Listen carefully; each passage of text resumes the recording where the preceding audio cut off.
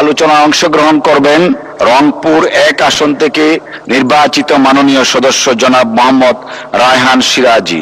জনাব মোহাম্মদ রায়হান সিরাজি, আপনার সময় 6 মিনিট। ধন্যবাদ। বিসমিল্লাহির রহমানির রহিম। মাননীয় স্পিকার, আপনাকে অসংখ্য ধন্যবাদ। আমি আবারও ধন্যবাদ আপনাকে জানাতে চাই, আপনি আপনার প্রথম বক্তব্যে অবলীলায় স্বীকার করেছেন আপনি একজন কৃষকের সন্তান, আমি একজন কৃষকের সন্তান। এই দিক থেকে মিল থাকবার কারণে আমি আপনার কাছে 1 মিনিট চাইব। দ্বিতীয়ত, আপনি একজন সফল আইনজীবী, আমি একজন আইনের ছাত্র, এদিক থেকে 1 মিনিট। তৃতীয়ত, আপনার ধারাবাহিক উদারতা গত কয়েকদিন গাণিতিক হারে বাড়ছে, এই উদারতা আজকে জ্যামিতিক হারে বেড়ে গেছে। সেই জ্যামিতিক হারে আমার সময়টা 5 মিনিট থেকে আমি 10 মিনিট চাই মাননীয় স্পিকার। কারণ আমি নদীভাঙ্গা এলাকার লোক, আমার অনেক কষ্ট, দুঃখ, দুর্দশার কথা বলবার জন্য মানুষ আমাকে পাঠিয়েছে, একটু বলতেই হবে মাননীয় স্পিকার। মাননীয় স্পিকার, আমি 2 মিনিটে নোটিশের 2 মিনিটের কথার সুযোগ পেয়েছিলাম, সেই দিন আমি তিস্তার কথা বলেছিলাম। আমি যে এলাকা থেকে এসেছি, চীনের দুঃখ যেমন হোয়াংহো, আমার রংপুর অঞ্চলের মানুষের দুঃখ হচ্ছে তিস্তা। তিস্তা নিয়ে কথা হয়েছে, আর তিস্তার কথা মনে পড়লেই মনে পড়ে মাননীয় মন্ত্রী অধ্যক্ষ আসাদুল হাবিব দুলু, যিনি আমার কারমাইকেলের ইকোনমিক্স ডিপার্টমেন্টের বড় ভাই, যিনি আমার নির্বাচনী আসনের, উনি 18 লালমনিরহাট 3, আমি 19 রংপুর 1। আমার আসনের উপর দিয়ে ওনার যাওয়া আসা। উনি অসুস্থ, চিকিৎসাধীন অবস্থায় আছে, আমি তার জন্য দোয়া কামনা করি, আল্লাহ যেন তাকে সুস্থতা দান করেন। আমিন। তিস্তা মহাপরিকল্পনা বাস্তবায়নের আমরা সবাই আন্দোলনের অংশীদার। উনি একজন কর্ণধার ছিলেন।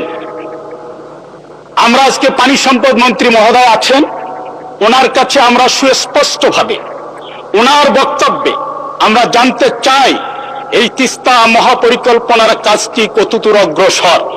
কারণ আমি যে আসন থেকে নির্বাচিত হয়েছি, এই আসনটি গঙ্গাচড়া উপজেলার 9টি ইউনিয়ন, রংপুর সিটি কর্পোরেশনের 1 থেকে 9 নং ওয়ার্ড।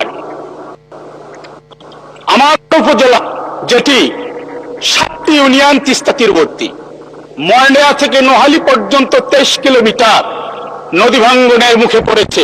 ইতিমধ্যে আমি এটার আবেদন জমা দিয়েছি, মন্ত্রী মহোদয় সুপারিশ করেছেন, এটা প্রক্রিয়াধীন আছেন। তিস্তা মহাপরিকল্পনা বাস্তবায়ন না হওয়া পর্যন্ত টেকসই স্থায়ী এটার একটা বন্দোবস্ত হওয়া দরকার। কারণ ফসলি জমি, বসত ভিটা দিন দিন বিলীন হয়ে যাচ্ছে। মাননীয় স্পিকার, আমার এলাকার মানুষ অনেক প্রত্যাশা নিয়ে পাঠিয়েছেন। আমি প্রথম দিনে বক্তব্যে বলেছিলাম 38 বছর পর তাদের জন্মসূত্রে সন্তানকে পাঠিয়েছে। এর পেছনে একটা লজিক্যাল হিস্ট্রি আছে। মাননীয় স্পিকার, ওই আসনে 38 বছর যারা প্রতিনিধিত্ব করেছে, তারা জন্মসূত্রে কেউ ওই মাটির সন্তান ছিলেন না, বাইরে থেকে নিয়ে যাওয়া হয়েছিল। ডিউ রেসপেক্ট, আমি তাদেরকে সম্মান রেখে বলছি, তারা কাজ করেছে, কিন্তু জন্মসূত্রে ছিলেন না। তবে একজন ছিলেন 24-এর ডামি নির্বাচনে, সেই সংসদের হায়াত বেশি দিন ছিল না। মাননীয় স্পিকার, আমার অঞ্চলের মানুষ আমার কাছে জানতে চেয়েছিল যে আমার চর অঞ্চলের উন্নয়ন আমরা কবে করব। সিটির সিগারেট কোম্পানি 9 নং ওয়ার্ড থেকে জমচরার বাজার পর্যন্ত জনবহুল একটি রাস্তা, হাজিরহাটের চেয়ারম্যান মোড় থেকে মনোয়ার হয়ে মাঠের পার, হাজিরহাট মোড় থেকে চৌধুরীর হাট হয়ে ঠাকুরাদহ, জনবহুল 3টি রাস্তা। যেই রাস্তাটা প্রশস্তকরণ দরকার, যেই রাস্তাটি সংস্কার করা দরকার। আমার একটি হাসপাতাল, উপজেলা স্বাস্থ্য কমপ্লেক্স আছে, সেখানে অ্যাম্বুলেন্স নেই, ডিজিটাল এক্সরে মেশিন নেই, পরিচ্ছন্ন কর্মী নেই। আমার এলাকার কৃষকদের হাজারি আলুর দাম তারা ন্যায্য মূল্য পাচ্ছে না। পাম্পের সামনে কাতারে কাতারে হাজারে হাজারে মানুষ, তেল নাই। ঘন্টার পর ঘন্টা জীবন থেকে অসংখ্য সময় চলে যাচ্ছে। এটি সিন্ডিকেট নাকি সংকট, এটির একটা সমাধান হওয়া দরকার। মাননীয় স্পিকার, আমার তরুণ যুবকরা নির্বাচনের সময় তারা জানতে চেয়েছে আমি কি করতে চাই তাদের জন্য। মাদক অভিশাপ, আমাদের সন্তানরা নষ্ট হয়ে যাচ্ছে। এই তরুণদের কর্মক্ষম করবার জন্য প্রধানমন্ত্রীর ঘোষণা করব কাজ করব দেশ। আমার গঙ্গাচড়া ছিটির মানুষগুলো কাজ চায়, তারা রংপুরকে গড়তে চায়। এখানে স্থায়ী কি কর্মসংস্থান, 54 বছরের টেকসই স্থায়ী কোনো শিল্প কারখানা গড়ে ওঠে নাই। মাননীয় স্পিকার, এই প্রত্যাশাগুলো নিয়ে জনগণ আমাকে পাঠিয়েছে। আমি এখানে স্থায়ী শিল্প কারখানা, ক্ষুদ্র মাঝারি, এগুলো যেন গড়ে ওঠে। আমি সংশ্লিষ্ট মন্ত্রণালয়ের দৃষ্টি আকর্ষণ করছি। মাননীয় স্পিকার, আমি ছাত্র জীবনে একটা কবিতা লিখেছিলাম, কষ্টেরও ব্যথা আছে, কষ্ট পাই ভীষণ কষ্ট, বলি যখন কথা স্পষ্ট, বন্ধু তখন চেঁচিয়ে বলে তুই বেটা নষ্ট। আজকে এই মহান সংসদে এসে যখন আমি তন্ময়ের সাথে কিছুদিন ধরে বক্তব্য শুনছি, 26-এর আগে 24-এর পূর্বে আমাদের কথা, আমাদের সুর, আমাদের ল, আমাদের তাল সব ছিল এক এবং অভিন্ন। আজকে কোথায় যেন গ্যাপ হওয়ার কারণে আজকে আমরা অল্পতে আকারে ইঙ্গিতে প্রত্যক্ষ পরোক্ষ ভাবে আঘাত করবার চেষ্টা করছি। টেনে আনছি 71, টেনে আনছি 72, আর 72-এর সংবিধানের কথা মাননীয় ব্যারিস্টার আন্দালিব রহমান পার্থ সংসদ সদস্য উনি বলেছিলেন আমাদের নাকি গাত্রদাহ হয়। মাননীয় স্পিকার, আমি মনে করি গাত্রদাহ জাতীয়তাবাদী দল বিএনপির হওয়া উচিত। কারণ এই সংবিধানের 6ষ্ঠ তফসিলে যেই স্লোগান দিয়ে জাতীয়তাবাদী দল, যার নেতাকর্মী উজ্জীবিত হতো স্বাধীনতার ঘোষক দিয়া লও লও লও সালাম, এই সংবিধান সেটিকে ওই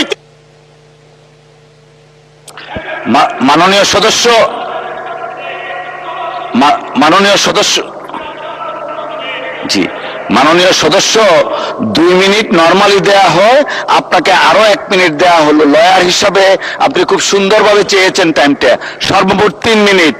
ধন্যবাদ।